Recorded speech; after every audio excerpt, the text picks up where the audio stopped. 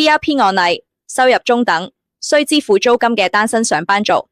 DRP 係為唔同人而設。當我哋講到債務舒緩計劃， DRP 其實並唔係一個一式一樣嘅方案。每一個人嘅工作、收入、家庭責任、欠款金額同債權人組合都唔同，所以適合嘅還款安排亦一定唔一樣。以下我哋會透過幾個真實模擬個案，帶大家了解 DRP 點樣因人而異，幫債務人一步一步重新變成無債一身輕。呢次嘅例子係一位行政助理，月入大約22000，需要自己租屋，每個月租金大約11000，扣除租金同基本生活開支之後，實際可以用嚟處理債務嘅金額其實唔多。佢哋總欠款大約18萬，主要嚟自幾張信用卡同一筆私人貸款。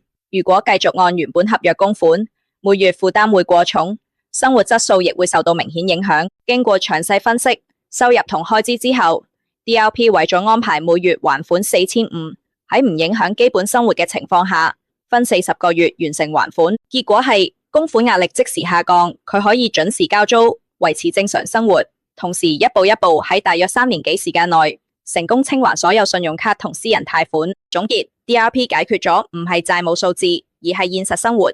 透過以上例子，你會見到 DRP 唔係睇你欠幾多錢，而係計清楚你嘅收入、基本生活需要，仲有實際可以用嘅還債嘅金額。一個好嘅債務舒緩方案一定要做到3件事：你供得起，你行得遠，同時你仲生活得到。